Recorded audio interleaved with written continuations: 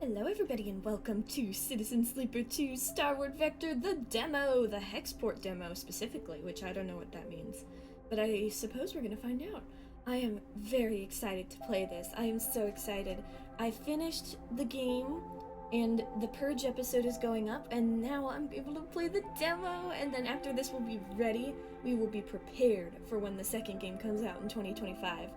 But let's just get started and see what the heck is going on in here. New game.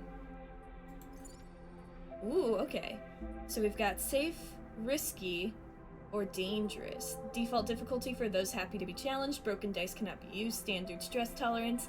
Death incurs a significant permanent penalty. Yeah, sure. Was death a thing in the last game? I don't think so. Alright, let's see. We've got to choose a class. Operator. Operator sleepers are built to work with drones and remote machines over local networks to perform corporate resource extraction from a distance. Operators have expertise in working with interfaces and computer systems, but are more physically fragile than other sleepers. Their reboot skill allows them to hack their own systems to re-roll dice, a risky but potential powerful move. Sleepers assigned to operator work are usually cerebral and precise people. Push. Extractor sleepers are built to work at the coalface of corporate resource extraction, often in hard vacuum environments. Extractors have a high level of physical endurance, but their confidence means they struggle with tasks requiring intuition. Their rally skill allows them to motivate those on their team, boosting their crew dice. Sleepers assigned to extractor work are often confident, self-sufficient, and have a high level of endurance. Okay. Crew dice now, huh? What about machinist? This is what I was in the last game. Machinist sleepers are built to repair and modify automated systems used in corporate resource extraction. Machinists are very skilled engineers, but their isolated work means they often struggle with tasks requiring a direct approach or social engagement. Their focus skill allows them to focus on a single task and boost their dice to excel in it. Sleepers assigned to machinist work are usually diligent, careful, structured people. Well, I was a machinist last time. So why don't we try operator? It looks like we have different things going on here. So does this mean we can never get endure? Maybe. We'll find out. Ooh!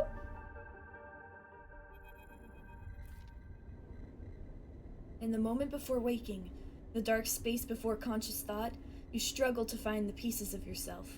Oh man, look at all this. Usually, these pieces come with a particular cadence, each appearing sequentially, like a boot process of an old terminal. First your body, artificial, compromised, but relaying sense data all the same. Then its context, the breeze of air filtration, the soft contact of your birth in 0G. Then emotion, coming into focus, coming into your body, bringing with it that first instinct, the one that has framed your past 100 cycles, fear. But that familiar sequence does not arrive. Instead, you are unmoored in space, your body distant, your context silent, even your emotions somehow obscured and scattered. Among all that disarray, only one familiar thing arrives, the fear. It is scrambled, panicked fear, the drowning fear, the falling fear, the fear that makes you reach desperately for any stable point. It is the fear that tells you something is wrong, something is very wrong with you. Wake up, sleeper. The voice is whispered in your ear, an act that makes you suddenly aware of your head, pulsing in pain, your body rigged with tension. Sleeper, a familiar name, a mind copied, emulated, a body built, implanted. One person sleeping until their debt is worked away, their double being made to work, to be consumed, and eventually to be destroyed. A proxy, an emulation, a sleeper. That's what you are. But you escaped, you remember that now. Broke free of your corporate creators, SNARP, in search of a future. You cannot remember the details of your escape, but you know that fear has been with you ever since you did. All of a sudden, you remember you have eyes, and your eyes flicker open. It took me a while to remember that. Whoa, who are you? Pale eyes and a pale face. Laine. The name comes with its own specific sensation of fear, one you recoil from instinctively. Sorry to interrupt, a sharp smirk. But this ends here. Oh, is this our bounty hunter? You search your mind for more than a name. Is this how you reward me for my generosity? Laine is leaning over your horizontal floating body, looking down into your eyes. I took you in, protected you, gave you a purpose. Oh no, it's something worse than that. You try to look away to the corners of your vision to find something you understand. Your body does not respond. But I suppose that wasn't enough. He reaches into the pocket of his jacket and retrieves a small vial. This wasn't enough? Stabilizer! The vial glitters, the object you know and have known for a long time. Stabilizer. The drug that keeps your artificial body, your emulated mind, from inevitable decay. The only balm for your planned obsolescence, the liquid roiling in the vial fills you with disgust. Laine pockets the vial. But it would be wasted on you now, after what you've done to this body of yours. He looks at you with a palpable disgust. So it seems like this sleeper has already escaped for a long time. Laine's eyes scan your body, and as they do, you become aware of the wires and tubes attached to you, those that were meant to free you from your dependence, from the stabilizer and the control it grants Laine. They are free, you piece of shit. They don't need you anymore. The voice comes from somewhere behind Laine's head. It is a voice you know, but when you search your mind to try and understand, you only find dizzying darkness. Shut him up, Laine barks the command, and you hear the sounds of impact, of pain from somewhere in the room. You try to move your limbs again, and this time you feel a flicker, the twitch of a finger. You feel the extension and compression of synthetic muscle. Oh! Wait, so did it work? Or did we lose our memories because it failed? Because it seems like we're having trouble remembering. Free, are you? Laine smirks. You were free when I disabled your tracker, when I gave you the stabilizer you needed. He scans your body with angry eyes. Now you aren't free. You're just broken. I had such big plans for you, Sleeper. I invested in you. Laine grips your arm hard and you feel a jolt of a reaction. You will the arm to move, but you've ruined all that. Laine speaks louder over the sound of the struggle behind him. I will try to preserve your body, of course. I have my own uses for it. But your emulation? You feel one of his hands searching behind your head. He finds and grips the thick cable running into the port at the base of your skull. I will burn that out. Ooh! Laine jerks forward, slamming across your body and then spinning away out of sight. You feel yourself rolling, the cables plugged into you, looping and wrapping around your limbs. Then you feel hands steadying you, pulling cables. You glance around wildly and see someone diligently unplugging you. You meet his eyes. Hey! He waves a hand in your dazed face. We need to move. Laine won't be long. He unloops a cable from around your wrist. Sleeper? Help me out here. You blink slowly. Do you know this person? He leans over you and you feel his hands on the connector, flicking switches, releasing locks. Come on, come on, come on! He tugs the connector clear and pulls you up. You see the room you're in for the first time, filled with tech and terminals, wires waving everywhere, all lit by big windows looking out on an impossibly bright, screen-filled street beyond. In the corner, you see the dark shape of a floating body surrounded by a glittering constellation of crimson baubles. Is that blood? Did you kill Laine? Move! You're wrestled and shoved towards the door, which slides open in front of you, and then you're out in that brightness, all that movement, gliding hard towards some unknown destination. Ooh, we escaped. For now. You come to a stop in a dark alley. The one who guided you here pauses, catching his breath. He doubles over beside a massive light support unit that sends a lukewarm breeze across your skin. You stare at him, trying to recall anything about him. You notice his tattered jacket, his lightweight clothes. You remember the station runs hot, something about the power that flows through the place. He looks up and meets your eye. What's going on, Sleeper? He wipes sweat from his forehead, and it floats away in a swarm of spears. Talk to me. Who are you? You see a concerned frown across his face. Don't mess with me, Sleeper. That's not funny. He comes closer, eyeing you carefully. What station are we on? He narrows his eyes, waits for the answer. You close your eyes, trying to recall. You force your way through the dark to the image of a station. No, a city, growing on the back of a vast set of hexagonal solar cells, shadowed by them. You open your eyes. Dark side. The word leaves your mouth like an exhale, an instinct. Before you heard yourself sound it out, you didn't know it was there. He sighs. And me? Who am I? You see something like fear in his eyes. Panic, perhaps. You stare hard at his face, the slight upturn of his mouth, the intensity of his stare. Nothing comes. He closes his eyes and drops his head, putting a hand to his temple. I'm so sorry, man. The reboot. He's speaking quietly to himself. Laine interrupted the process, and... He lifts his head and stares at you. We need to keep going. We need to leave. He turns and kicks off down the alley. Come on, the rig can't be far. Whoa, where are we now? As you're being led through the passages and serviceways of the station, you try and recall your life here. The texture, the temperature of Darkside feels familiar, but you struggle to pin specific memories to it. Focusing hard, you recall waking up in these passages cycle after cycle, the rhythms of the station flowing over you along with the crowds. You recall desperation and the slow decay of your body that caused it. Then Laine, those pale eyes, offering you a glittering vial, stabilizer, the promise of supplying more for your work, a deal he locked you into like a cage. There, your memory fails you.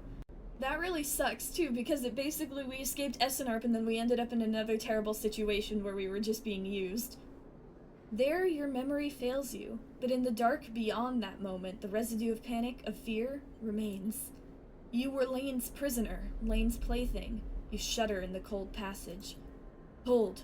Your guide holds up a hand, and you stop your glide using the wall. Ahead, you see the tunnel opens into a wide-open bay, with a few doors leading to cylindrical tunnels. The docks. They're watching the rig. He nods towards the docks, and you see one of the doors has a couple figures flanking it. One covered in ornate tattoos, the other with bright silver implants along their cheekbones. Utsubo, Laine's guys. He looks at you and shakes his head in frustration. All this? It's not coming back to you, is it? He places a hand on his chest. I'm Seraphin, alright? He looks pained when he speaks. Laine, he was our captor. Both of us. We did this so we could escape. We needed to reboot you to break your dependence on stabilizer. He pauses. You know what that is, right? You nod meekly. But Laine interrupted me back there. The reboot didn't complete, and... He sighs and shakes his head. We can still make this work. He looks back at the docks. I'll lead them away. You get the docking bridge open. If we make it to the rig, I know how to get us in. Got that? He searches your face for a sign of recognition. What's the rig? I'm gonna make this even worse. Seraphin looks annoyed. A ship. Our ship. Or at least it will soon be. Laine assigned it to us when we were on jobs for him. Get that door open. He pats you on the shoulder. I know you can do this. Seraphin kicks off hard and glides into the docks. Over here, shitheads! He bellows to the guards as he barrels through. They immediately push off the wall, giving chase. That's gotta be so funny to see. It's a chase scene, but they're all just floating through the air. You wait- Oh! Hello! Hang on, I'm trying to read. You wait a breath and glide across the door they were guarding. You look, already panicked, at the tightly sealed door. Its control panel locked out. You hear a shout from somewhere nearby. You need to get it open. Okay, so it's skill check time. During scenes, you may encounter skill checks, where you can perform certain action using your skills. Like the dice actions you will encounter later, skill checks can have a positive, neutral, or negative outcome. The better the rating of your skill, the more likely you will succeed on a check. The odds of success are displayed when you select the check. You can see more info in the guide section of the pause menu. Okay, so 50% positive, 50% neutral, 50% neutral, 50% negative. Can I look at my skills? No, I don't think I can. But, I don't think we're very good at this, but we're an operator, so I think this is our best bet. Neutral outcome, that's good enough for me. I like that, though. That's really cool, because in the first game you didn't have those checks. You kind of just, went with your gut with what you were saying, so now we can do this, too. Is this why death is a thing now? Because you have these checks and you can straight up just die? You shift to the control panel, quickly trying to understand the readout. The door is on emergency lockdown. Somewhere you hear more shouting. Your fingers hover over the keys. You switch to the administration layer and begin flooding the door operating system with spoof requests, desperately hammering the controls. The control OS crashes and the door judders halfway open before failing. Go, go! Seraphin flies past you, through the doorway, into the docking tunnel. You turn to see two guards approaching fast across the docks and quickly glide after Seraphin. Seraphin is already at the rig's door, inputting an entry code. The rig's door scissors open and you both rush inside. Quickly! Seraphin grabs you by the arm and drags you up to the cockpit, the ship's layout hazy in your mind. He dumps you in a flight seat and straps himself into his own. You can see him tap a series of buttons as he does, talking to himself. Come on! The rig's drive rumbles into life and Seraphin slams a button on the console. You feel the force of the ship's acceleration as it pulls away. Oh! We got out! We escaped! We did it! Woo! Oh, we got rolls now, uh-oh. And I don't have my re-roll anymore. No! As the ship glides into place on the connecting bridge, its automatic systems nudged there by the port's docking controls, you feel a sense of relief. Seraphine burned hard out of Darkside, and you dropped in and out of consciousness in your seat as the rig made its way across the belt. But now, with open space between you and Laine, you feel fresher, more awake. Seraphine breaks the silence. We're good, sleeper. His eyes don't leave the monitor, and you realize this part of your escape is routine for him. You and he must have docked the ship countless times in your work for Laine. The problem is, you don't remember any of them. We made it, he whispers, closing his eyes and letting out a sigh. I'm gonna stay silent, because we certainly did. Sounds like I'm desperately trying to convince him that I totally am aware of everything that's going on right now, and I'm certainly not. I'm just gonna stay silent. He shakes his head, and then unclips from the pilot's seat. Seraphine reaches up, flicking through a set of switches in a practiced fashion, completing the shutdown. You watch, a little frustrated with your own uselessness. Running the rig, you realize, is just another thing you've forgotten. A clunk that follows through the walls of the ship is followed by a short percussive alarm tone from the pilot's console. Docking complete. Seraphine kicks off from his seat, twisting as he glides past you towards the back of the cockpit. His hands find the rails on either side of the door and he pauses, facing into the corridor beyond. He turns back to you, backlit in cold cyan. We need a plan. He glances around. Laine's not going to let us slip away quietly. He sighs. We need to talk, first of all, buddy. Seraphine furrows his brow. Not now, sleeper. We need to forget... He flinches, the word coming out wrong. Yeah, hey, be nicer. We need to focus on something other than... He pauses again, unsure. Us. He sighs. We need to survive this thing first, then maybe we talk. I'm gonna stay silent again. We've bought ourselves some time. He glances through the cockpit window at the blinking lights of the station. You may not remember Hexport, but I do, and there's plenty of opportunities here for us, if we can keep our heads down. Isn't that the name of the demo? He turns back to the corridor. That's what we'll do. He pushes off and glides towards the main lock, and you follow, pulling yourself along, hand over hand in 0G. Ooh, I wonder if this...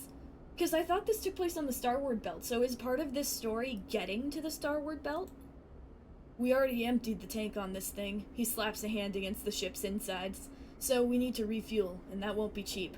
But if you and I know one thing, Sleeper, it's how to work. I'm gonna get myself reacquainted, see if I can turn up any old connections, people that might throw us an easy contract. You... He glances over his shoulder. You keep out of trouble. Low profile, got it. Seraphine stops at the airlock. Stopping the reboot halfway through. He pulls a worn crew jacket from a locker and starts pulling it on. We don't know what it did to you. He jams an arm into a sleeve. I don't want you passing out in... He stops. It'll take both of us.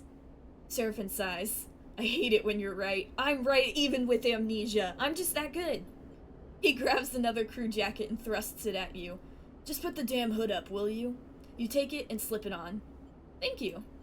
Seraphine nods. He stabs at the button to open the lock. The inner door hisses open and Seraphine glides through. Wait for a little bit, then leave. Anyone looking for us will be looking for two people traveling together. He looks at you in your worn crew jacket, a limited disguise for what is clearly a sleeper. We meet back here. Any trouble? Same thing. Meet here. He takes another look at your disguise and shakes his head. This is a shitty idea. It's the only one we got. He gives you one last look. Maybe find yourself something to eat. Suddenly you recognize Seraphine's instinct to look after you. A flash of a relationship now lost to the reboot. Oh, so is it like Ash and Peak, where we're like we've been through thick and thin together and he's used to looking out for me? Or is it something more than that? Catch. Seraphine throws you a handful of something. Oh, is it chits? Yeah, you managed to grab the projectiles, and when you open your hand, you see a stack of cryo chits. Those should get you some food. We'll need some more for fuel and supplies. He grimaces. That means odd jobs on the station for both of us. Seraphine kicks off and glides down the docking bridge. Don't go too far, all right? He shouts as he leaves. Take it slow. And with that, he is gone, leaving the connecting bridge and heading into the docking concourse of Hexport. You wait for a moment in silence. Let's make a plan. You try to think ahead to what might be coming. You'll need work, that's the first step, but what then? Laine will be coming eventually, so the sooner you can put some distance between you and Hexport, the better. So that's the plan. Rest, resupply, and run. You shake the thoughts from your head and pull the jacket tight. Let's see what Hexport has to offer. You kick off and glide into port. Hexport! Woo! Welcome to Citizen Sleeper 2 Starward Vector. The game runs in cycles during which you can perform actions with dice, use cryo to buy food, fuel, supplies, and items, progress clocks toward new scenes and events. You can review tutorials at any time. Awesome! So we're an operator. Let's take a look at ourselves. Oh, welcome to the character screen. Here you can upgrade and configure your sleeper. On the left, you can upgrade your skills to improve the skill modifier applied to your dice when you undertake an action. To the right, you can upgrade your push, the unique ability of your class. When upgrading your push, only one upgrade at each level can be active at once. You can configure which upgrade is active only while at the hub. Okay, so right now, we're 0-0. I don't know for this one. I don't think we have anything in this one. Our endure is garbage, but we've got a 2 in interface, I think. Reroll dice cannot be a 1. Oh, look at all these. Oh, that'll be really useful in the future, but we don't have any upgrade points right now. Look at this station. Hexport. That's really cool. So we've got the docks, the rig. What does this say for us? Ooh, the rig is your ship and home in Starward Belt. While the rig is docked at a hub, there are multiple areas you can visit. Bunks, use dice to reduce stress. Galley, use supplies to regain energy. Other locations will unlock as you play. While the rig is in dock at hub, your crew will also help to gather resources to contribute to the upkeep of the ship. You can choose which resource they should focus on in the crew action menu to the left. They have a random chance of acquiring it at the beginning of the following cycle. Okay, so Seraphine is on our crew technically. This clock is the cycle clock. It will progress towards an event each cycle. Pay attention to these clocks. They have significant effects. On the run, you've put some distance between you and Laine, but you are sure that he'll close the gap as soon as he is able. He definitely will. So can I choose what?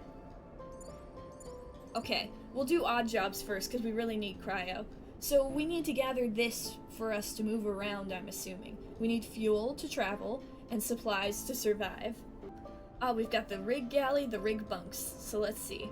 Rest and recover. Sometimes it's necessary to rest, or at least try to, in the compact bunks of the rig. This will help you reduce stress when not on a contract. Okay. What about this?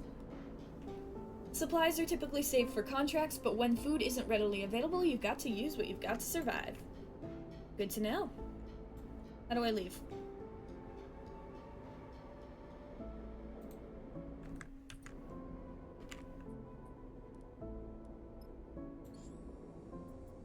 Whoa! I clicked on the map by accident. There's so much going on. That's cool. Okay, there's nothing over here for us. What about Hexport Exchange? Way stations, good exchange.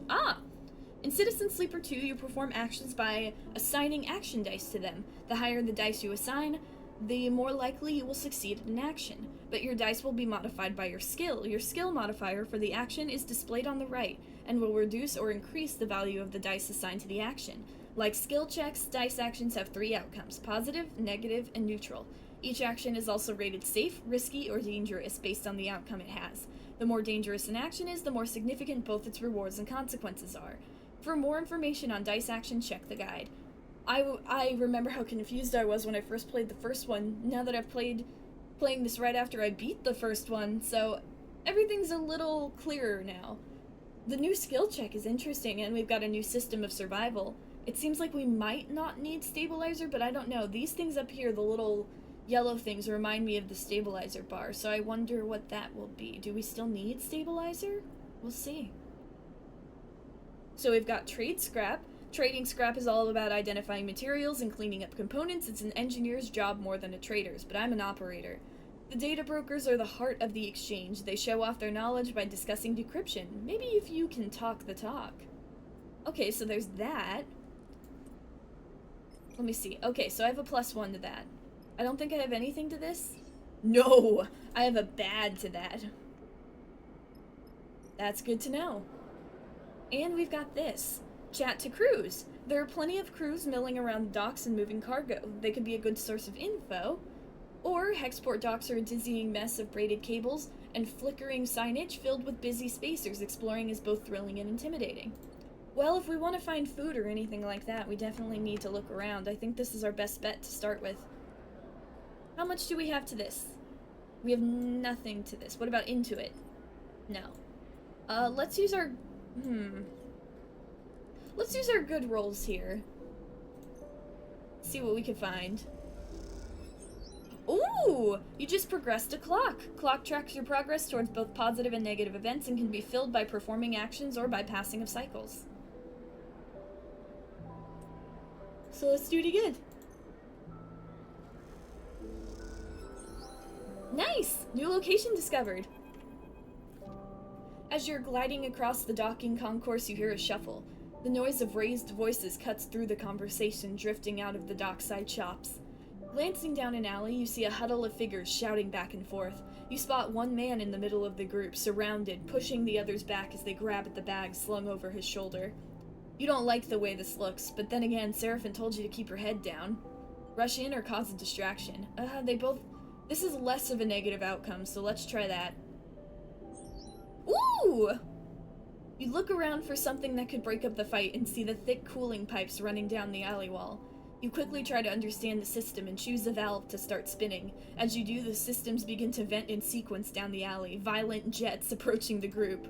There's a scramble in the alley and you spot the figure who is being attacked drop down to the alley floor. Then the scene is blanketed in a pale coolant and everything goes still. The clouds settle and condense on the pipes, and, as they do, you see a mostly clear alley, the assailants having fled, with one figure gliding towards you. Oh, hi, Femi. I suppose you think that was clever. The man gives you a severe look. You're either very smart, he shakes his head, or very lucky that those jets missed me. Which is it? How about... I was helping. The man laughs. Well, he shakes his head. Thanks, I guess. He kicks off and drifts past you. You watch the man go, and then after a moment he stops and turns back. He rubs his forehead, looking down as he does. What's your deal, anyway? He sighs. Maybe you're new here, but Hexport is no place for do-gooders. Nah, I know what it's like. To get beat up? The man shakes his head. Hexport's got real rough. Look, let's not hang around, alright? The man pats his chest. I'm Femi. He unshoulders one of the bags and pushes it towards you. Make yourself useful. Let's head. Oh, he's a salvager captain. So, I just got a job, methinks. You get the strap of the bag over your shoulder and follow him through the docks, gliding past the concourse towards the connected bridges. He cuts down a side passage, looking back to check you're following. Then he stops at a docking bridge connecting to a dull green ship with yellow markings. You look out at the viewing window at its odd, catamaran-like shape, seemingly built from two different hulls welded together. Symbol crash, he says, and you assume that's the ship's name. That's a very fitting name. Femi, you bringing in strays? Nia! A young woman, brightly dressed and stretching as she glides, drifting into the passage. She glances at you. No offense. Nia. Femi shakes his head. This one... He squeezes your shoulder. Helped me fend off some Hexport scum, while you were busy sunning yourself. Nia raises an eyebrow. I'm sure you can handle them, big brother. Her glib response hides the flash of concern that passes across her face. You can't tell if Femi noticed. Nia turns to you. Thanks, she smiles sweetly. And I'm sorry for my brother. She shoots him a glance. Just in general.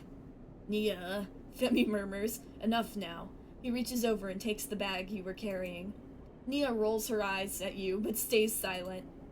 Factory Row won't take these. Femi hefts the bags. I'm gonna load him back up. Maybe we'll find a use for him. He turns back to you. Thanks for the assist, Sleeper. He nods firmly. Not what I expected.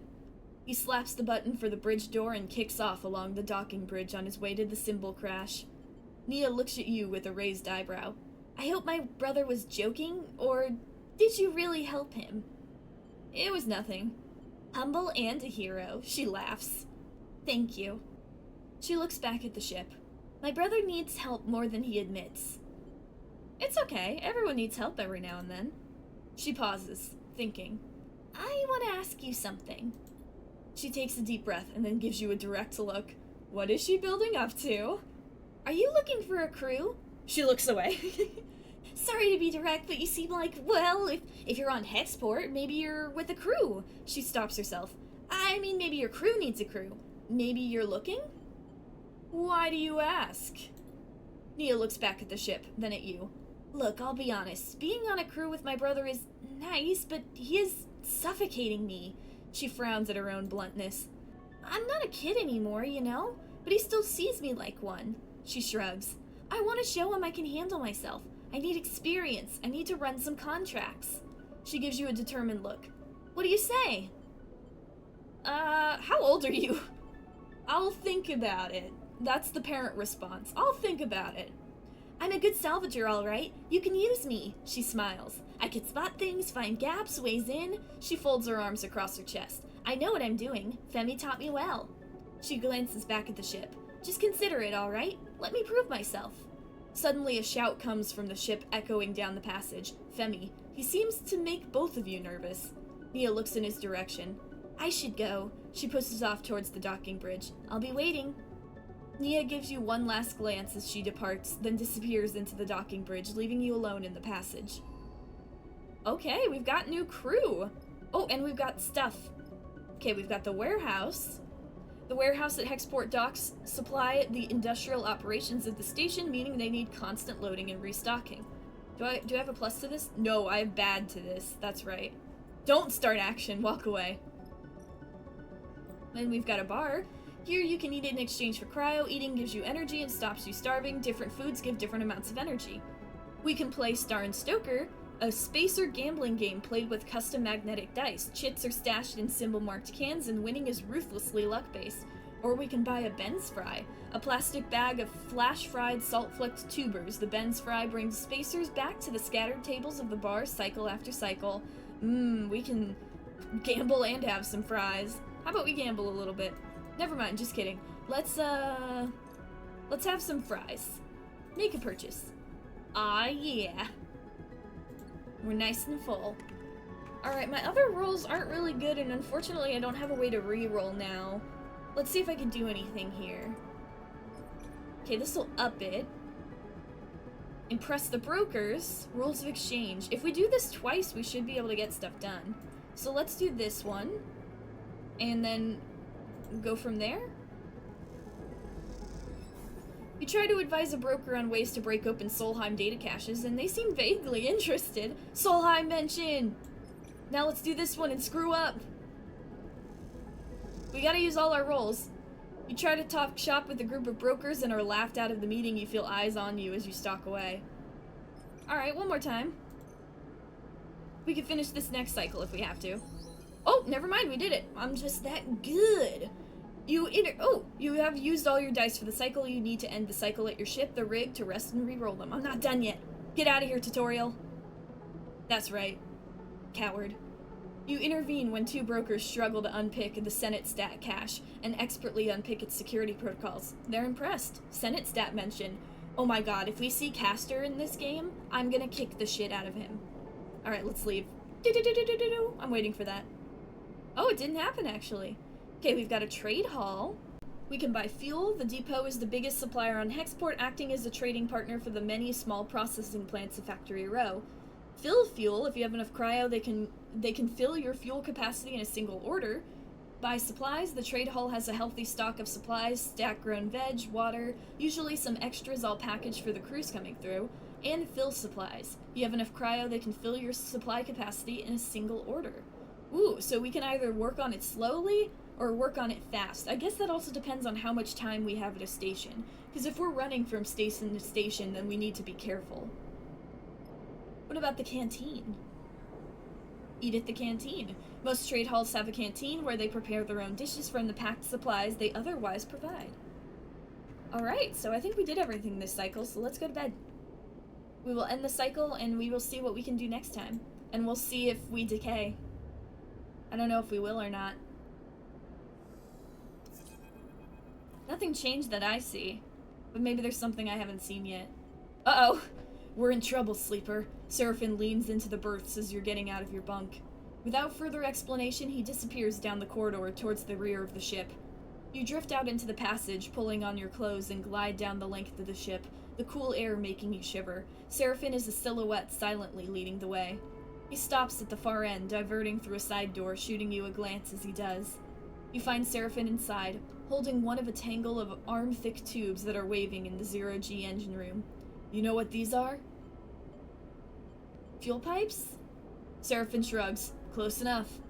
These are the engine's feed lines. He waves one in the air. And before you ask, no, they aren't supposed to be waggling loose. What happened? I'm assuming Laine did something? Because even if we escaped, then we'd be in trouble? These must have broken loose when we pushed the ship hard on our way out of Darkside. Oh, okay, we did it. He looks at the mess. We're lucky the reserve tank is empty, otherwise... He shakes his head. It would have been bad. But... He pushes the pipe to one side. No feed from the reserve tank means that the rig's range is limited to the local region only. He thumps the large, lumpen housing of the engine. This thing can't take us anywhere far. So we fix it? Seraphine sighs. That's the short of it. Seraphine whacks the engine housing again, harder this time. Just not been our run of luck.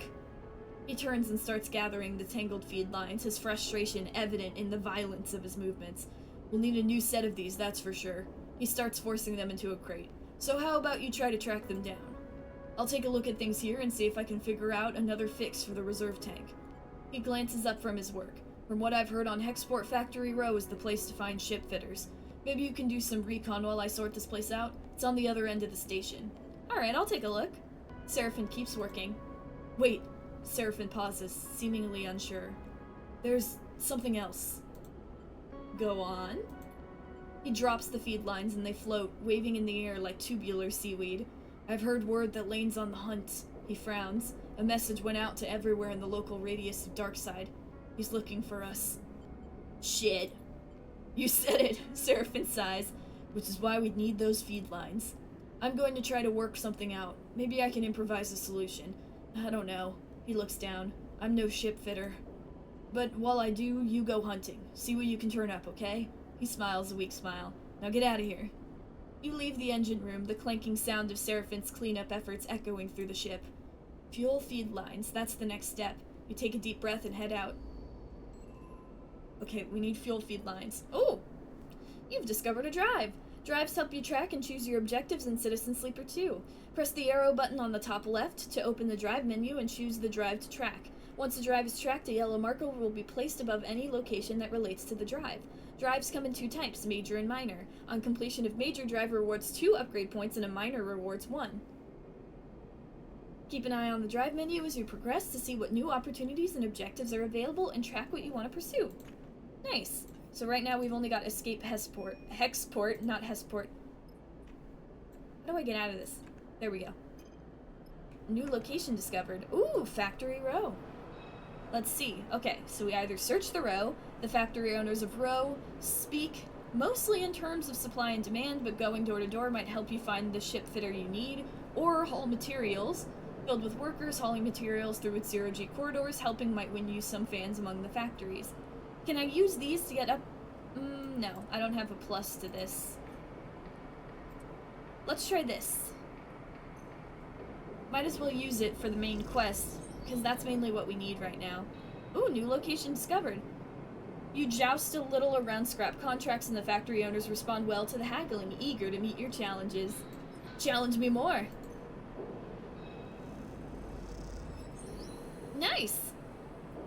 You have little trust with the factories, now the trick is not to waste it. Gotcha. Who do we meet now? Factory Row howls as you walk through its cramped passages. Whatever its many bays and rooms once were, they now serve as containers for industry of every kind. Whirring manufactories, precisely engineered components with rapidly shifting arms, while scrappers hammer incessantly at bent ship plates. Everywhere you look, there is energy and activity, and for good reason. Hexport itself is built on the derelict fragments of a solar reflector, and even the small amount of energy generated by its remaining mirrors is enough to power a city of machines. It is familiar to you, of course, in a strange, far-off way, because of Darkside. That place and your memories of it are a muddy haze, but it is hard to forget the glint of its hexagonal reflectors, 10 or 20 times more in number than Hexport, and that is wild, flickering city growing on the back like a tumor. In comparison, Hexport feels provincial, but deep in Factory Row you can almost be back in Darkside. And then you see them. Tubes just like those Seraphine had waved in your face. The feed lines. You push over to the display window of the unit, marked Karsten Supply, in block capitals cut from whole plate. There, amongst an angled shelf of oversized ship components, sit the feed lines, like some large biochemical tangle of snakes. You slip inside, where the sound of Factory Row is a little screened, and spot a large figure working at a bench, hunched over and concentrated. It seems he doesn't notice you enter. I'm gonna wait patiently. You let him work, watching as, despite his heavy build, he delicately aligns the components, their layers slotting like puzzle pieces. After a few moments of observing the process, he turns his head a little towards you. Intimidating shipfitter. Can I help you? His accent is heavy but unknown to you. Those feed lines, how much? Let's get right to the point. There's a sharp clink as Karsten places his tools and the component against a magnetic plate on the wall. He turns with surprising grace and begins cleaning his hands on a cloth. Those sharp eyes scan you, but Karsten's thick-set features do not betray the result of his assessment. Custom-built those, for client that never collected. He looks at his hands while he speaks, checking for stray oil stains. You have one of old MEVs then. He sounds out the letters in a way you don't recognize as he speaks. You try to recall anything you know about your ship, but the memories elude you. Perhaps Seraphin should have come along. I think so. Karsten squints a little. Right. Look. Karsten drifts over to where you are, standing, his imposing height evident. For a fellow enthusiast like you, he continues in a distinctive monotone, let's say a few hundred cryo on clean chits. He shoots a glance at the feed lines. 400, let's say, to be precise. 400? 400, Karsten says back, repeating your question without the emphasis. It's expensive, I know. It's a shame, but it's just what they're worth. He screws up his mouth a little into something that might be a smile. However, I'm more of the bartering type myself anyway. Barter sounds good. Karsten nods sagely. There's a little favor I need a crew for, and well, you look like you might be good fits. He tucks the cloth away in a pocket and claps his hands. I know of an old Solheim wreck out there. Real old, pre-collapse. Stuck away in a dead zone, so no one has ever really cut it. He shrugs. Not only that, but Solheim derelicts have a habit of triggering nasty security protocols when approached by unfamiliar ship, so it's been left well alone. But a salvager like you, with an old Solheim rig, I bet it wouldn't even flinch if it saw you coming. He smiles. I have special interest, a need for that old tech. All those Solheim ships had data core, and while I don't care about the accounting reports or material ledgers or whatever they kept on the damn thing, I do care about the hardware. So if I was to find you back here with that data core in your cargo hold, clean cut and complete, well then I could see my way to doing a straight barter for those feed lines. Karsten pauses, sniffs at the air again. You just need the coordinates. Let's do it, I'm not gonna ask questions. Alright then, he holds out a heavy hand for you to shake, and as you automatically reach out, he grabs your forearm instead. Karsten pulls you closer, squeezing your arm. Let's keep this one between us, alright? He half smiles, his face huge and close. It's our deal. Oh no, what did I just agree to? Before you can respond, he thumbs a little drive into your palm. Those coordinates. And then he lets go of your arm with what you swear is a wink.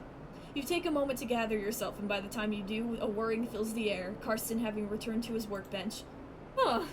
You turn and glide out of Karsten's supply with a growing mix of anxiety and excitement in the pit of your stomach, the cacophony of the factory row in your ears.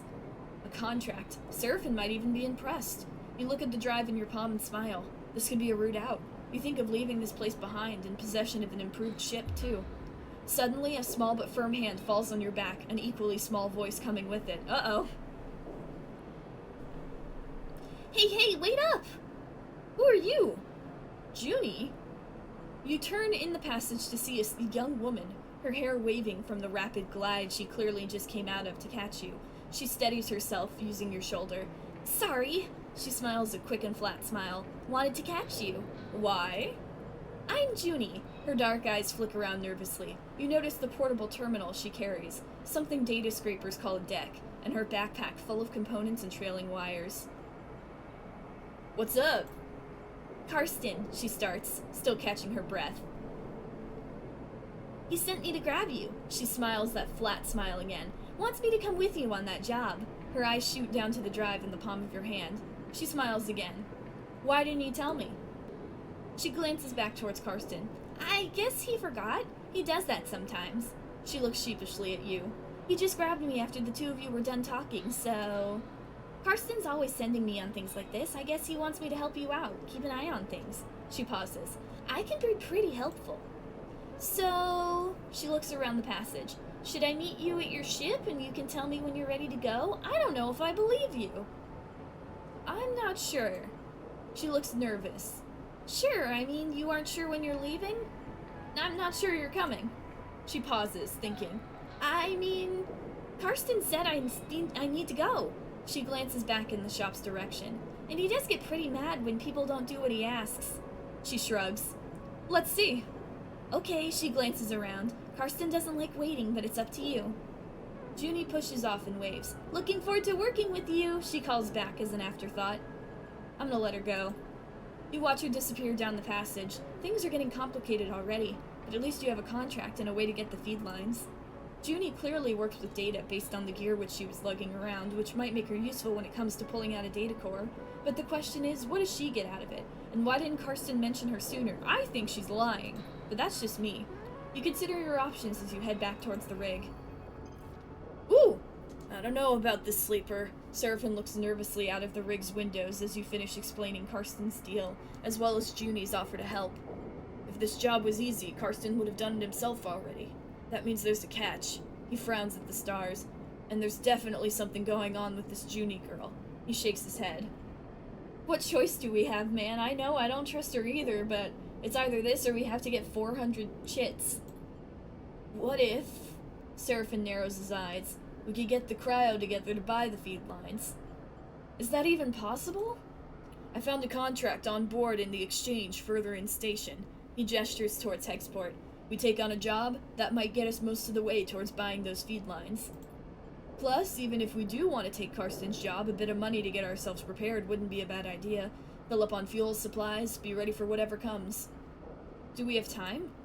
Probably not, but without cryo for fuel and supplies, we aren't going anywhere. Seraphin sighs. Look, just take a look at the contract board, see what you think. Huh. While you're at it, you might want to see if you can scare up some freelance crew, too.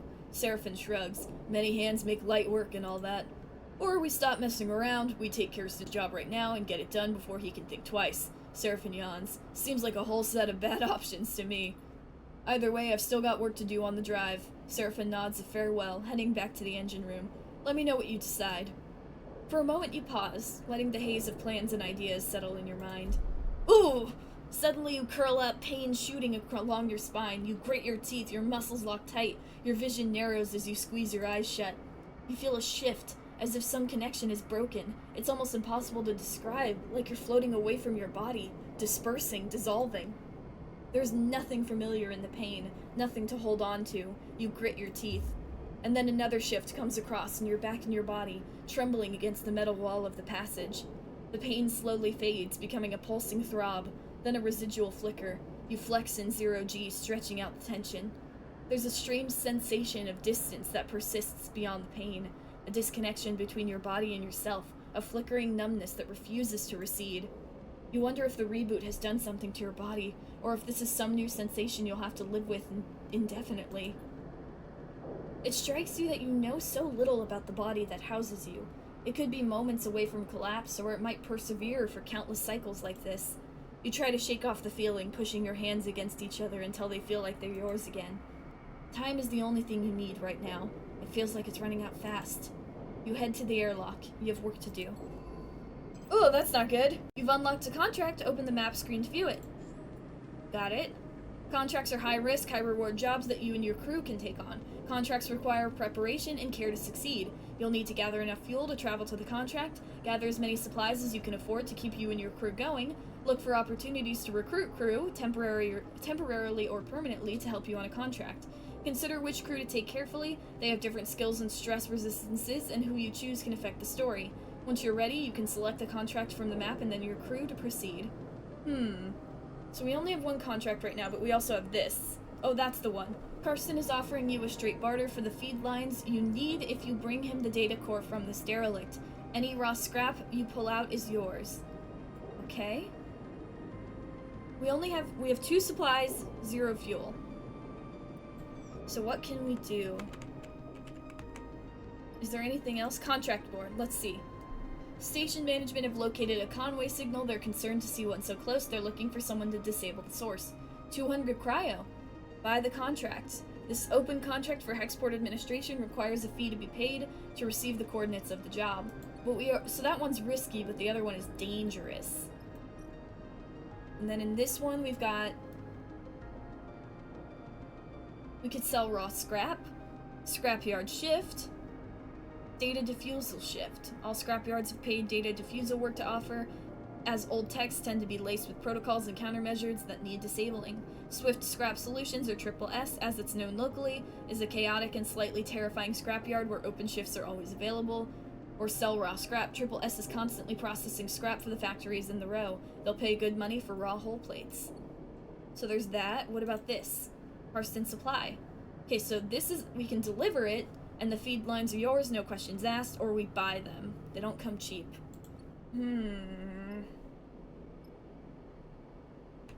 How do we pick our crew?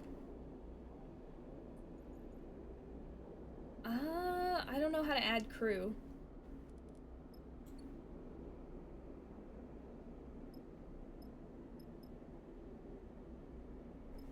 Let me look at the map again. Oh, okay. So we need fuel for this either way. So I'm gonna do some work. I would like to do this one if I could. So very quick, let's work the rest of this cycle, and by work I mean use the one good roll I have left.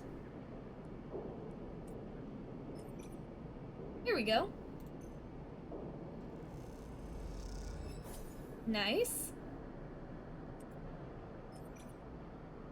Should I risk it?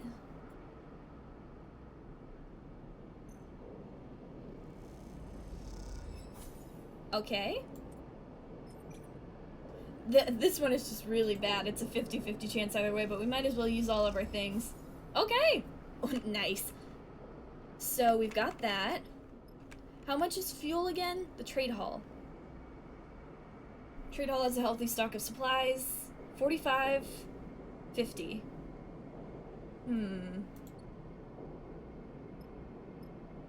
Should we fill up and then leave? Let me look at this map again. It takes 3 to get there. So why don't we buy the fuel? We'll fill up. We'll fill up. We might as well.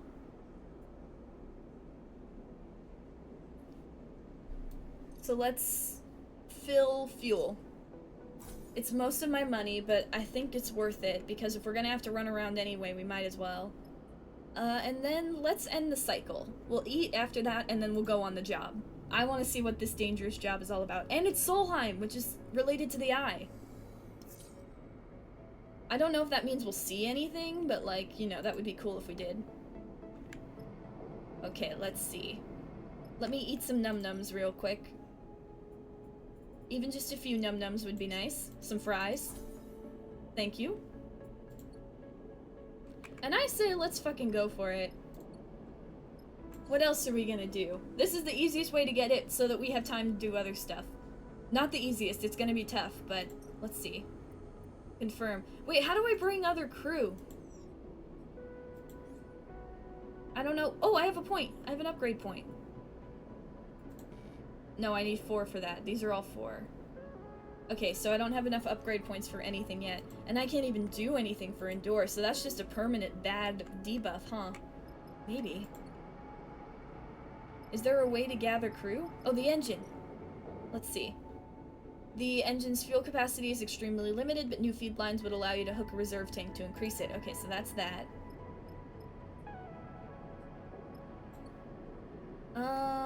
I don't know how to add crew. Oh, it wants me to accept that contract. I guess we should accept both, huh? Might as well, then we have 2 different jobs. So I'll use a little bit more of my money. There we go. This is probably for the tutorial. So let's look at it on the map. Another one. Ooh, what if we're able to do both of these? Then we'll have the fuel lines and some money. Let's see. Okay, so do we complete the contract? I guess we could do both, right? Let's see. Let's go on this one. Oh, this is how we pick. Let's have you come with us. And let's travel to the contract. Confirm. Let's see how this goes. Oh, this ship is so cool. It's a drone. Seraphin spots the signal source first, the light barely shimmering off its dark hull plating, a design trait that betrays its covert use. A flash catches your attention and you see a rent in the hull, through which red lights pulse. Wounded. Seraphin shakes his head. Wish they'd finished the job. You've seen one before? Seraphin looks back over his shoulder towards you. We've seen one before. Don't you... He sighs. Sorry, I know it's not your fault. He looks over at the drone. Laine had us work on one in Darkside Bay. Though it was barely a shell, disarmed and deactivated, he had us searching through its guts for salvage. Even that one gave me the creeps, and it had its core ripped out. He pushes the ship closer. This one is still alive. Conway, Nia kisses her teeth. Corporate scum. You glance over at her and see the fire in her bright eyes. They don't even dare to come here and force us out themselves. It's all proxies and drones. She shakes her head. Typical core-bred cowards. Run into them before? She glances at you. You might say that. She looks out at the drone. You won't see me taking my eyes off that thing for a second. Seraphin carefully guides the ship closer. You watch the drone. System is full of these things now, running missions for their operators. Rare to see one out in the belt, though. Maybe it got hit during a run-in with Senate stat mercs. It looks like it's drifting. Most of the system's blown out, but look, there. He jabs a finger towards a red light on the far side of the drone. It's still broadcasting, and maybe even receiving. Can it attack us? Unlikely, Seraphin smiles. It would have blasted us already if it could. Comforting? Nia looks nervous. Yeah, this is a fun first contract, isn't it, Nia? Seraphin brings you ever closer. What I remember from the Darkside job is that the central core and the broadcast array need to be shut off to kill these things. Core will turn off local systems and the broadcast array will sever the link with Conway operators. Seraphin swallows. But you can bet those systems are protected. I'll let Seraphin explain. Your attention is suddenly drawn by a shudder from the drone, like a tremor running along its length. This thing is rigged to blow, Sleeper, he frowns. We need to go slow and careful, and we don't touch anything we don't know about. He turns back to Nia. You hear that? I got you. She looks sincere. Seraphin brings the rig to a stop, close enough for you to cross through the open space to reach the hull of the drone. Let's suit up. You head down to the airlock to prepare. As you get suited up, you think of the corporate war taking place in the inner system, the war that this drone was driven from. Out here, on the shore of the conflict, the biggest danger is that this flotsam and jetsam drifting in with the tides and orbits of the system might, one cycle, bring the war with it. For now, the belt is outside of its reach, but looking out at the red pulsing drone, that doesn't give you much comfort. Ooh, okay. Scary. Welcome to your first contract. While on a contract, you will be able to assign 2 dice for each crew member as you would assign your own dice. Pay attention to the crew's skills and use them effectively. On certain outcomes, crew will take crew stress. When their stress is full, you will no longer be able to use them to perform actions. While on a contract, your energy bar will automatically be supplied for each cycle that you have available supplies. When your supplies are depleted, both you and your crew will take 1 stress per cycle. Contracts also have their own contract stress. When this bar is filled, the contract will fail. Good luck. Ooh. Okay, so we need to turn both of these off. Oh gosh. Alright, the drone is a delicate state, and any damage could cause it to trigger its self-destruct. It will take skill to release the access hatch. Or we could reprogram it, ready to fry itself in defense, perhaps reprogram the hatch to open it up to your crew is the best approach. We only have 2 supplies, we have like 2 cycles to do this. This one and then the next 2. What about this one? Let's see. Identify route. It might be possible to slip through the gap in the drone's damaged hull, but once inside, where to go? How to find the broadcast array? And there's a gap where the drone sustained some damage. With a lot of effort, it might be possible to pry away the plates and create an entry point. You don't have good rolls. You have alright rolls. You're the only one with endure.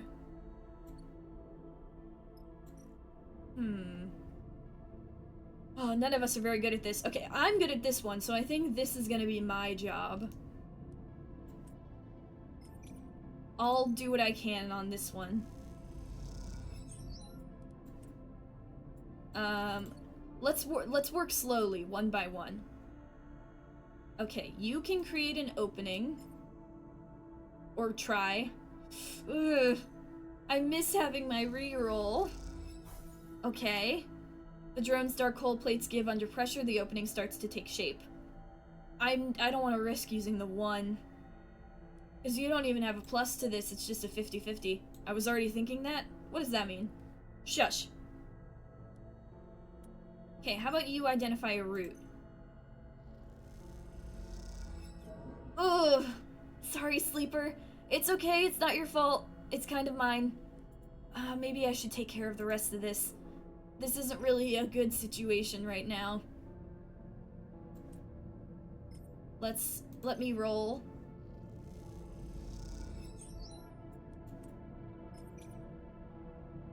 Oh, we only have 4 stressors. We need to be really careful with this. Okay. Could probably... Oh! While on a contract, you can use your push ability to give you an edge in a tricky situation. Pushing occurs 1 stress, but will give you a key advantage based on your chosen class. You can see your current push configuration if you hold your mouse over the button. Your push can be upgraded and configured in the character screen when not in a contract. Push. Reroll 1 lowest dice. Oh. Push. That didn't help me at all! You just gain some stress. As your stress increases, you will have a higher chance of taking damage to your action dice each time you roll them. Okay. So risk, but reward. Oh, I don't like this. I don't like this. I shouldn't have done that. I shouldn't have done that. I shouldn't have done that. Okay.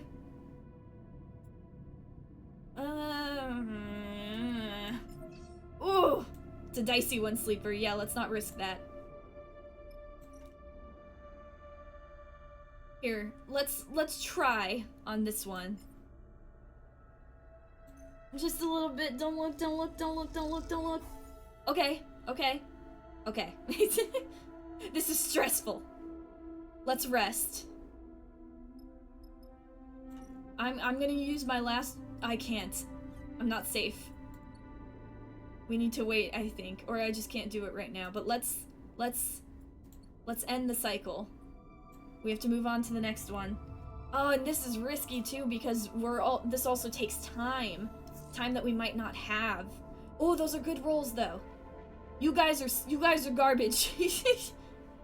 I need you guys to work harder. That sounds so mean. And I'm the only one who can do this one, so I'll finish this one. It's a 50-50 for positive or neutral, so I might as well just do this one. Okay? And then this one will finish this one. Alright. The hatch shifts slightly as the systems give over control, almost there. We got it. You hear the bleeping immediately. Among the chambers and cabling of the drone's interior, something has started counting down. Guys? Nia's voice comes hissing through the suit's comm channel. Does anyone else hear that? Because I'm getting nervous. Shit. Seraphine's voice joins hers. This is what I was worried about. Are we screwed? I can't be sure. Seraphine has dropped his voice to whisper, as if that might make a difference. Either this thing is about to send out a distress call, or it's about to blow. Ugh, we've got to shut the system down fast. He pauses. Then we move on to the other side, because I bet you there's a surprise waiting for us there too. We good? Nia sounds tense. Am I heading back to the ship or what? Seraphine cuts in. We're good. We keep going. He shuts off the channel. You take a moment in the silence. Alright, time to deal with this fast, and then get over to the other side before something happens. Okay.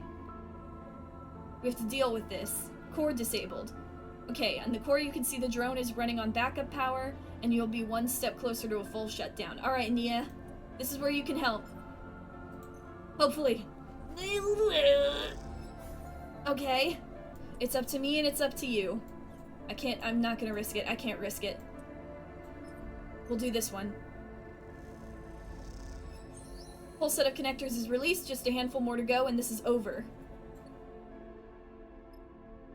Okay, now we need to focus on this side. We'll try one more time, and then we'll end the cycle. Come on, come on, come on, come on, come on. Oh, not our lucky cycle, not at all. Okay, Ooh, we need to be really careful. So we're not gonna use the ones. I don't want to explode. Let's end the cycle. We have one more cycle to finish this or the contract is failed. Our supplies are oh, baby! That's good, that's good, that's good. Okay, I'm gonna use your rolls right here.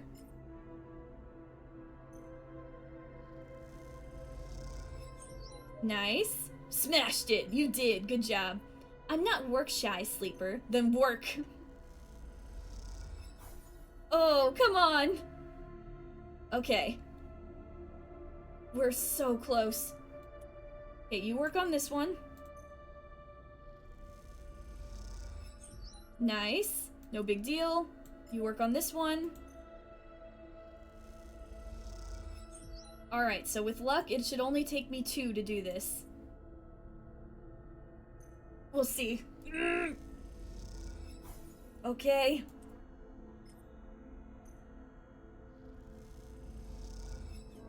Oh no! Alright, just use it. Use it. Oh my god! Fuck me! We're gonna die. Oh, baby! Okay.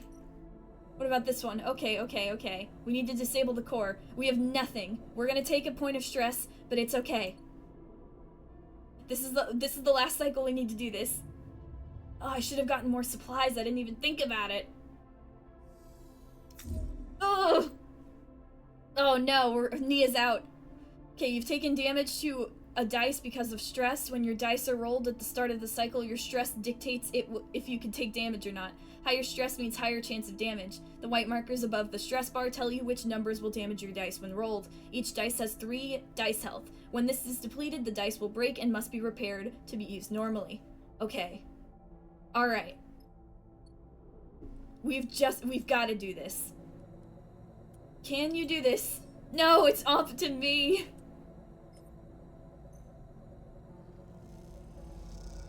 It's okay, it's okay, it's okay, it's okay, it's okay, it's okay. I got this. There we go. Whew! The thrumming, pulsing interior of the drone goes still for the first time since you boarded it. You look across at Seraphine and Nia and share a smile. You all exhale so loudly it can be heard over the suit's shared comm channel. The drone is dead. One less piece of Conway shit to worry about. Nia grins. We killed it. Don't get too excited, Seraphine cuts in.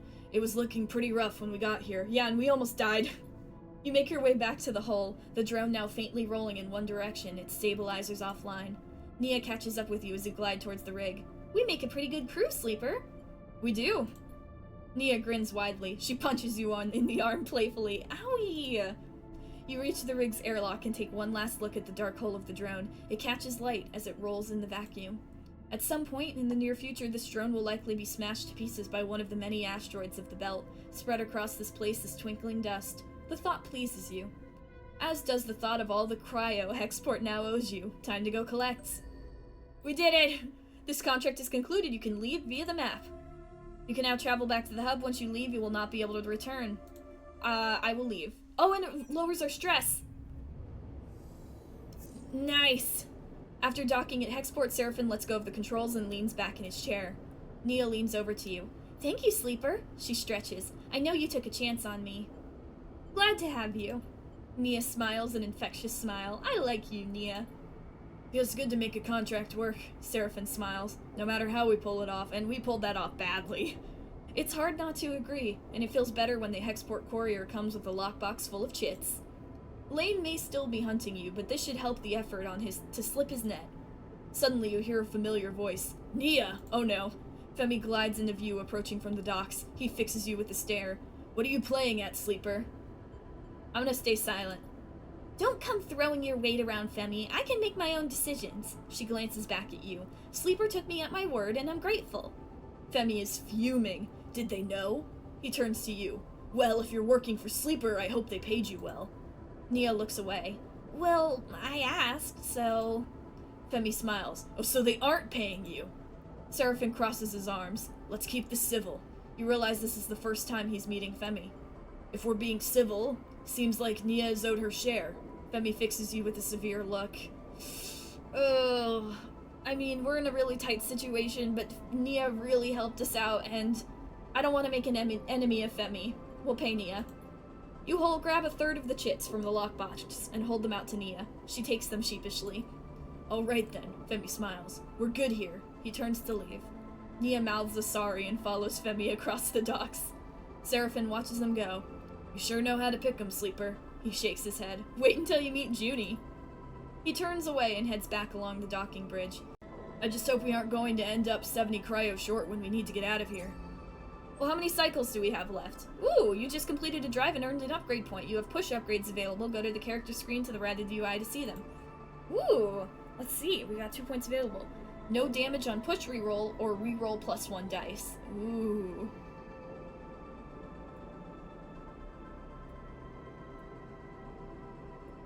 Why don't we do that? Nice. Okay, now hang on a diddly darn second. How do I repair my dice? Where can I do this? Make a meal. Rest and recover. You know, I genuinely don't know if we have enough time to get the chits we need. I mean, we can try. That one was just so risky. I mean, if we get more supplies, maybe we'll be alright. Let's fill up. Let's fill up on supplies. Ah, it's 75. But I want to try it. This is a new mechanic. I want to try it. I don't know how to repair my dice.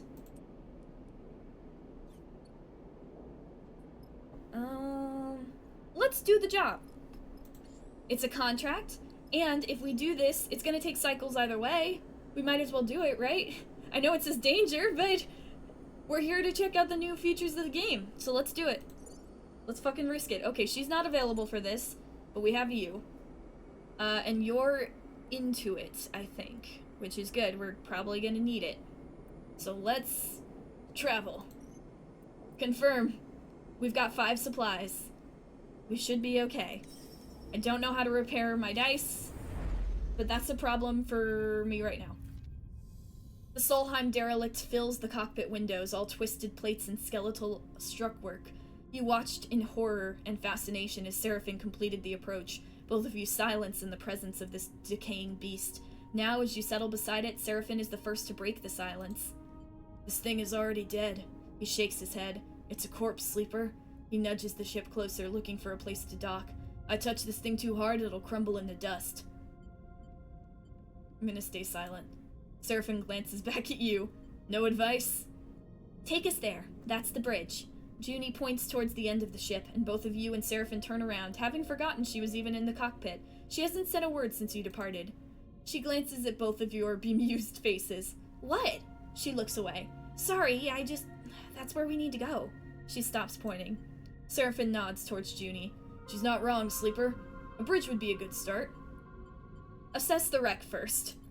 Junie settles silently into her seat. She looks away, out of the cockpit, and you're unsure if she's upset or just embarrassed. Sorry, Junie, I'm just trying to be cautious. Carefully, Seraphin brings the ship close to the derelict and guides it along the hull. The rig's lights ripple over the broken surface, finding gaps and cracks everywhere. It seems remarkable that the derelict is still held together. Shit! Seraphin hisses as a huge spinning piece of debris drifts in front of the cockpit. He pushes the rig down beneath it, squeezing between the debris and the hull, and as he does so, an ear-splitting screech signals the rig scraping across the derelict's skin. You freeze for a moment, waiting for the breach sirens to sound, but the moment passes and you relax. You glance at Seraphin. His face betrays no emotion. This isn't safe. Seraphin shakes his head. I'm gonna find somewhere better to settle the ship. Then we need to suit up and work our way along the hull on foot. You look back at Junie to see her in the seat, eyes wide. You okay? Junie looks at you and there's a sudden unfamiliar hardness in her eyes that surprises you. Then a moment later it's gone and her gaze softens. I'm okay. She smiles a flat smile. Don't worry. I don't think you're okay. Seraphin brings the ship away from the derelict's hull an inch at a time, then slowly brings it round to settle to a mostly intact hull plate. This section is fairly free of debris. He nudges the ship a little closer. We should be good to hold here. Seraphin unclips from his seat and you and Junie follow suit. As you glide all the way down towards the airlock, Junie silently follows, though you can't help but feel judged. As you reach the airlock, Seraphin begins suiting up. If we're lucky, that little collision hasn't started a cascade that will end with this place coming apart under our feet. It might. Seraphin violently kicks his legs into a set of EVA trousers, clearly irritated by his own carelessness. I'm just gonna stay silent again. I'm very quiet this time. This is a delicate job, Junie says quietly, almost to herself. The data core will be fragile. She casts a furtive glance in the direction of you and Seraphin. Very fragile. Understood. I'll listen to you. This means I should probably be very careful about what roles I'm willing to risk. Junie nods appreciatively. Do you just want to be taken seriously? Is that your thing? The rest of the preparation process takes place in tense silence, each of you considering the delicate job ahead. You suit up too, though you don't need a helmet to breathe. You slide on one anyway and lock the seals for protection. This wreck isn't going to give up salvage easily. The core should be near the bridge, maybe even inside of it, but there's a lot of wreck here, and there might be good salvage tucked away in the cargo hold. Once the suits are on and the seals are checked, you cycle the lock and stare out at the vast expanse of the twisted hulk before you. Time to go to work. Time to go to work! Work, work, work. Okay, there's already some stress, and I think that's my fault for not listening to Junie. We didn't get any rolls for her this time. Okay. Bridge entry. We need to do that. And depressurized bay. Okay. We might be able to do this one a little easier. So why don't you start opening that up? Oh, nice! That's how we do it. And I'll risk it for the biscuit. We only need one. Okay, we got one part. Okay, cargo storage. Okay, countless vast bays extend from here deep into the derelict. Scanning and mapping each one will allow you to navigate them safely. Partially intact, you can survey it. Perhaps you can find some valuable scrap among the decay. I think we should start working on this first. This is gonna take a while. You have a 1. You rolled a fucking 1, so we're not gonna do that one. There we go. Risk it for the biscuit. I'm not doing the 3 or the 1. Okay. Junie didn't get any this time. Did she just not roll? Is she bad at me? I think that's all we'll do this time. I don't want to risk it with the lower rolls. This is a very risky operation. So let's end the cycle. Okay. How are our rolls looking? Ooh, nice, nice, nice, nice, nice. Not mine, but you guys have some good ones. It's a stressful operation. It's okay if we're not feeling 100%.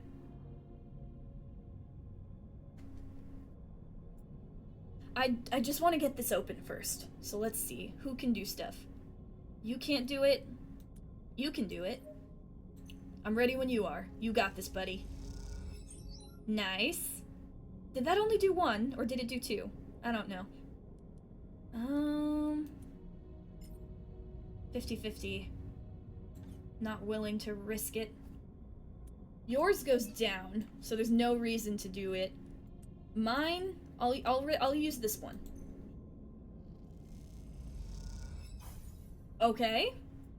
Contract stress triggered a crisis. A crisis will add 1 contract stress per cycle unless resolved at the crisis location. What happened? Oh no, was it because I used a broken dice? Oh, the derelict hull is falling apart. If this breach isn't sealed and fast, the entire wreck will collapse? Oh no! And only you have a good roll for this.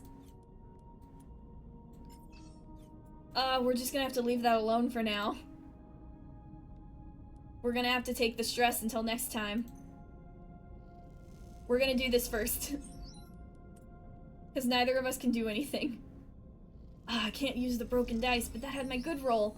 Alright, through some layers of careful triangulation, a 3D map of layers of bays is slowly built piece by piece. Okay? Deep bays. Extract raw scrap. Okay, so this'll get us scrap. Which would be nice, but you're the only one who has good rolls for it. So we'll worry about that later. It's valuable material, but it's also what's holding the ship together. Okay, so we don't want to mess with that right now. We need to work on this, but I don't have good enough rolls to risk it. And we need to finish the airlock, which this is my fault that it triggered. Do I just risk it? 50-50. Ooh, that's on me. 50-50? Oh, God, what am I doing? I need to stop. Alright, we're gonna trigger another crisis. Let's just end the cycle. I'm stressed out. Alright, another crisis has started. Oh, it's on the broken dice again. I need to figure out how to fix that. Okay, we've got 2 crises. Let's just open the fucking airlock first.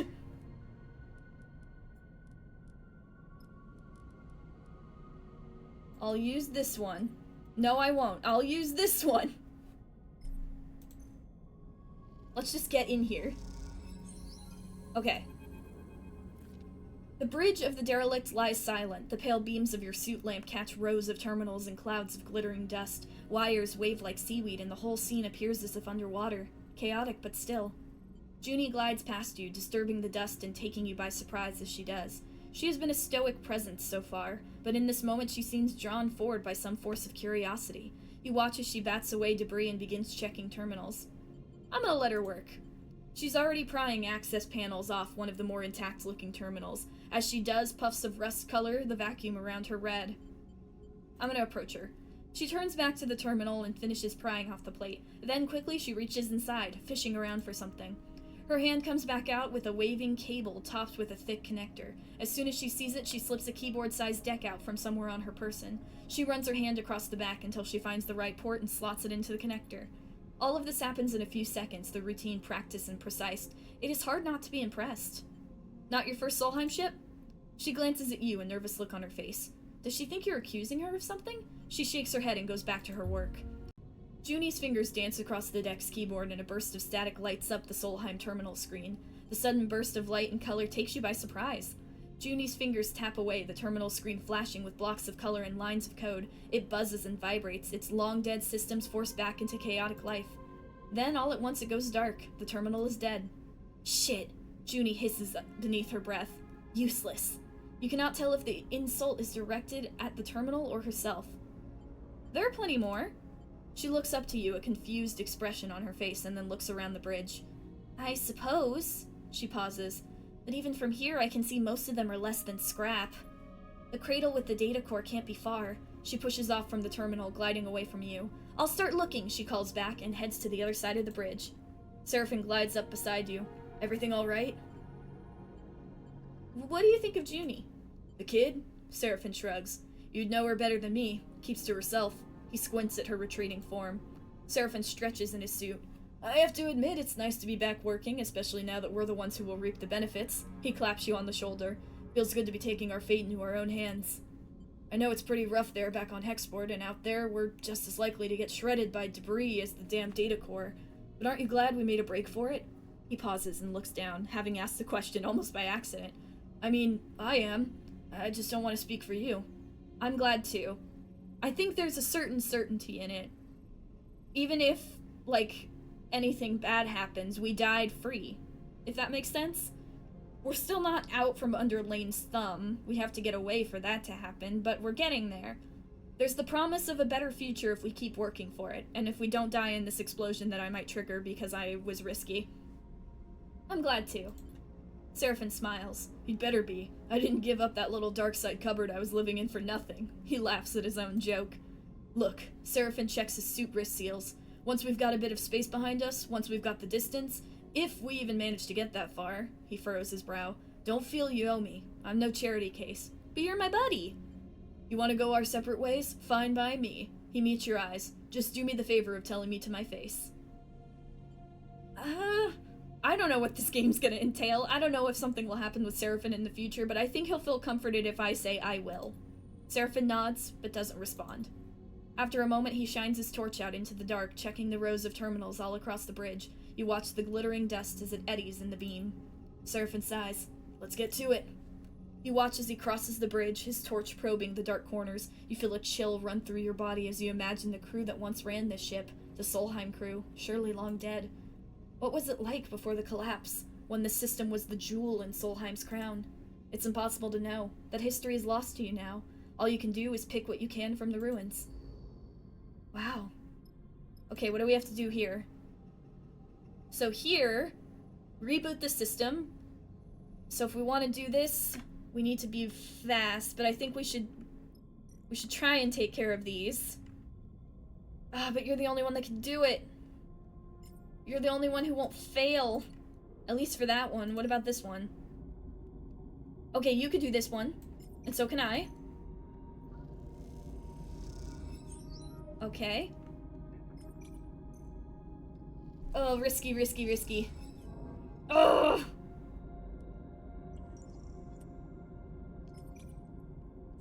Oh, but there's a risk this will damage something. I'm gonna do it anyway. Okay. Oh, we don't have enough good rolls for this. Okay, we'll just have to take some stress on it. Ugh. I'm willing to take more stress. We need to take care of this. We just need one more. Okay, one is taken care of. That's good, that's good. I can't worry about that one right now. What about the derelict bridge? Is there anything we can do here? We could do this, but there's a risk of causing damage. I've learned my lesson. I've learned my lesson. Let's end the cycle. We'll move on to the next one. We're gonna take damage either way because of that one crisis, but there's nothing I can do about that right now. Alright. Okay. Good rolls. They're on my bad dice, but I might be able to use those to just take care of the crisis. Oh no, I can't because it's the one that only you can do, Seraphin. Okay, well what about this? Track the pathways, reboot the system. Here, how about you reboot the system? I'll help with that. Because I have good rolls. The ones that are not on the bad dice.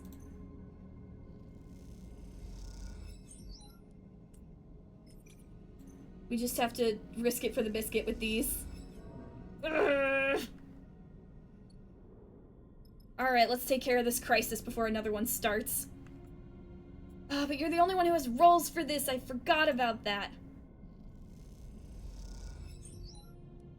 Alright. We're gonna start another crisis either way. Alright. Then I might as well use this, huh? It's gonna start no matter what.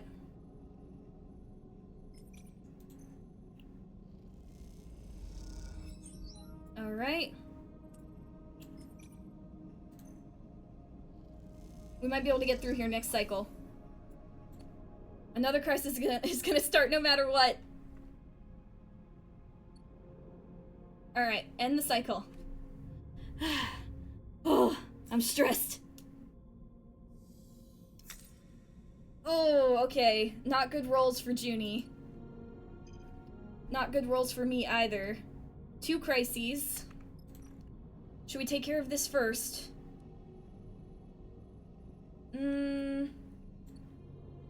We should deal with the cycle, huh? Deal with the crisis. Can you deal with the crisis? Emergency seal. Come on, please. Oh, come on, man. Here, I'll use my broken dice on this. There's a chance it'll fail, but... There we go. Breach sealed. Now we can focus on this. And I'm gonna push because I don't have any good rolls. And if we could get one more good roll, even just one. Oh, I broke the dice. One of your dice is broken due to losing all its dice health. Can be repaired at the rig for the cost once the workshop is available. Oh god, I don't even have the workshop. What am I doing?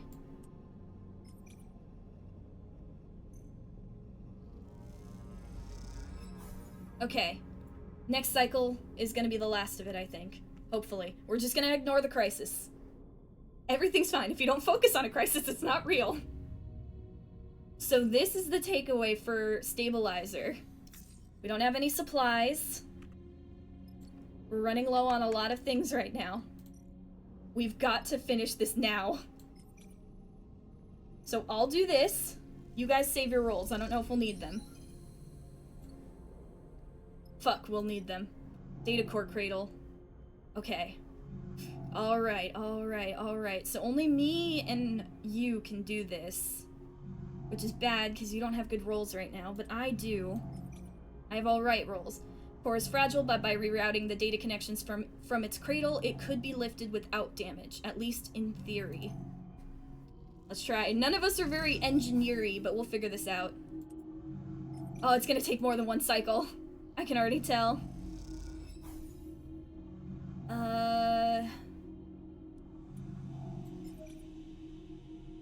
Give it a shot.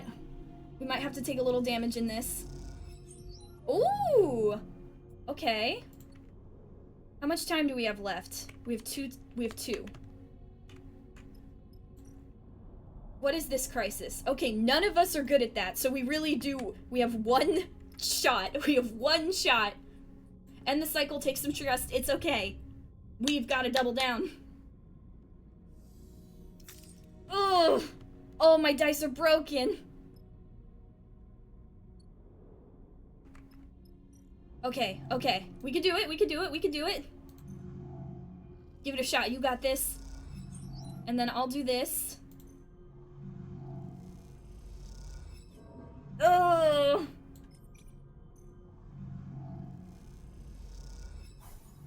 Okay, come on. One last push. Please, please, please, please, please, please. Fuck! Oh no.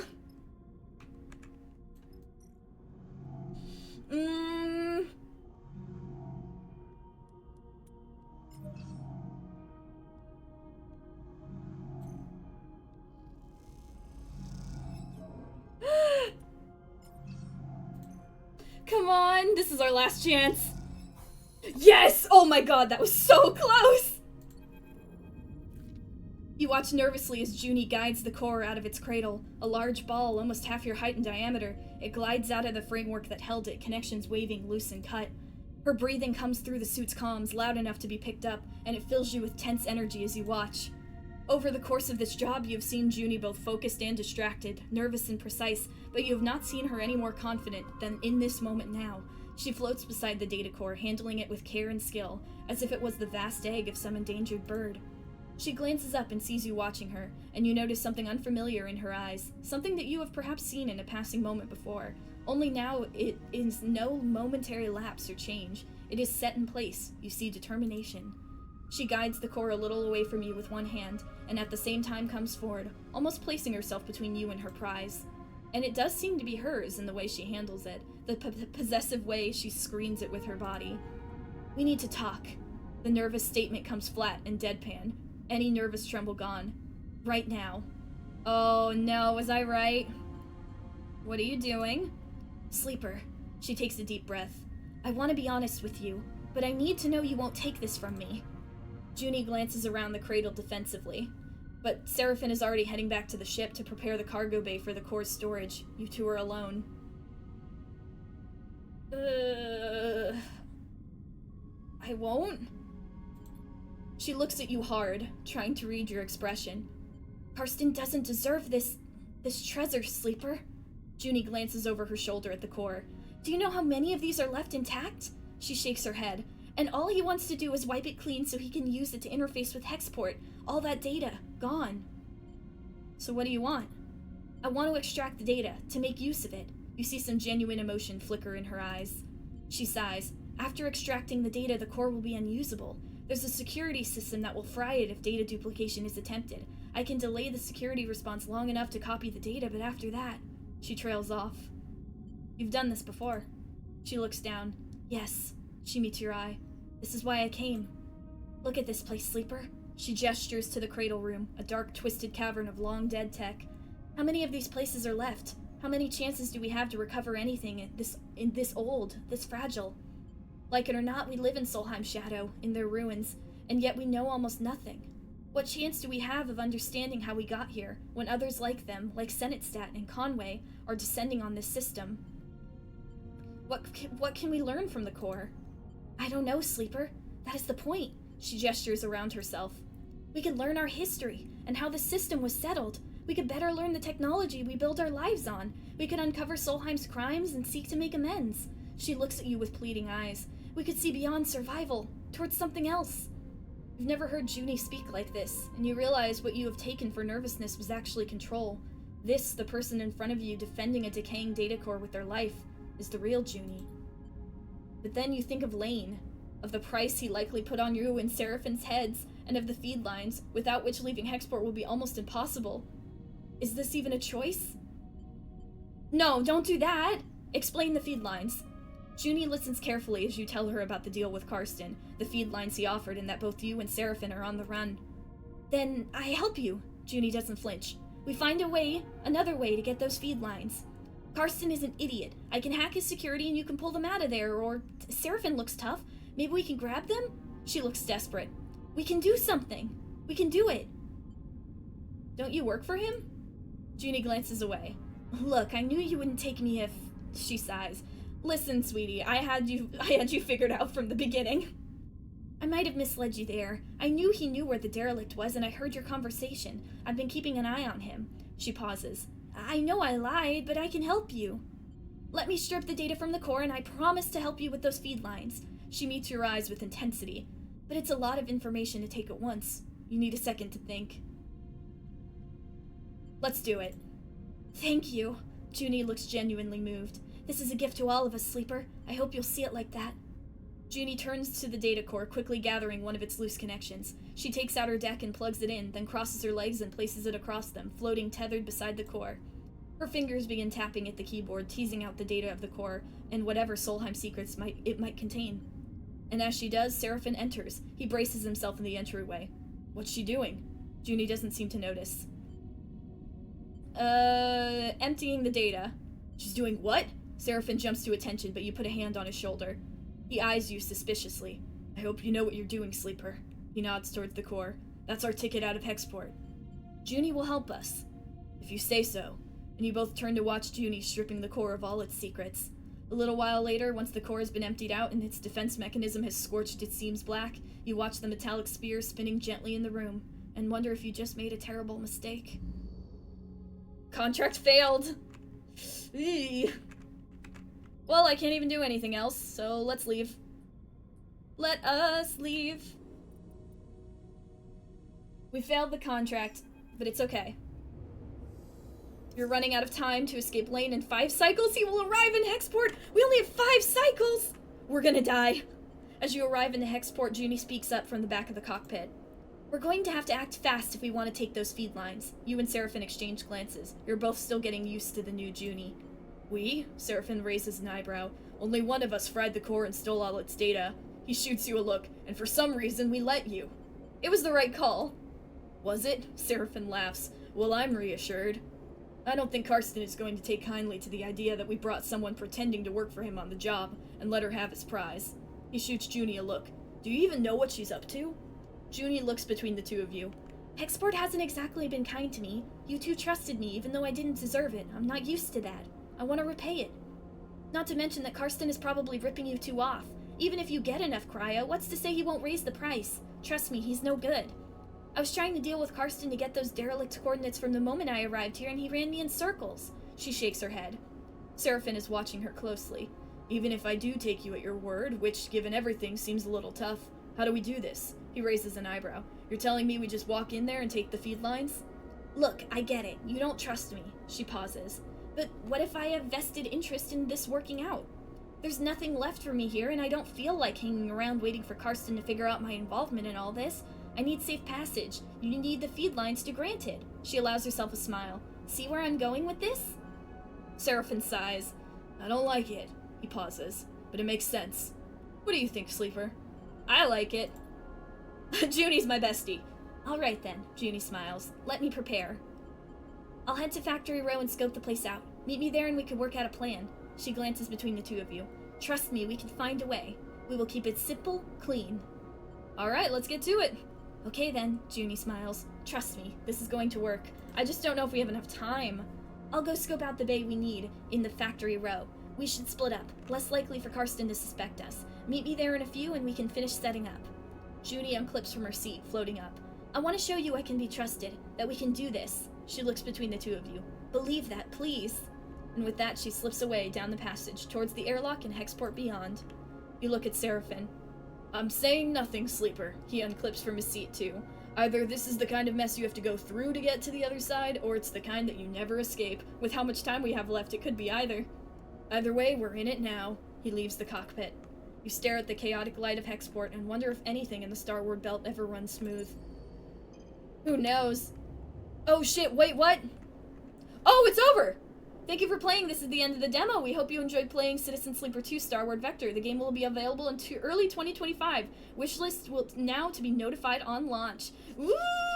I'm so excited! I'm really glad we did that mission. I don't know if we would have been able to buy the fuel lines as well, at all. I think we were going to reach the end of this either way before Laine showed up. But oh my goodness, how stressful. But how interesting too. I really like Junie. I'm really interested to learn more about her and especially to have her join the crew. She could be very useful. But we also definitely need to get someone who can do the indoor stuff because none of us are doing good at that. That's gonna be something we have to remember, but oh my god, this was so good. I already loved the differences. Going on contracts, the stress of trying to keep up with everything, it's very intense and it makes you feel like you're really there trying to get stuff done before you run out of time. We're on the run, we don't need stabilizers anymore, but there's so much we don't know about ourselves, the things we forgot. We're heading to the Starward Belt, maybe we'll see Tala there. Oh, this is so exciting. I'm so excited for this next game. I'm so happy I was able to play the demo, especially because I have to leave for work in 30 minutes. I really churned this out right before I had to leave. This is my last chance before family visited. So, I didn't get to play many demos this Steam Next Fest, but at least I got to play this one. This is the one I was really looking forward to. And now that we have this done, we can wait and be excited for the future, early 2025, when the second game comes out. Let's get hyped, and let's prepare. Now that we know how the game works, we've played a little bit of the demo, we'll see what it's like in the full game, and we'll try to not immediately shatter all our dice into a million pieces.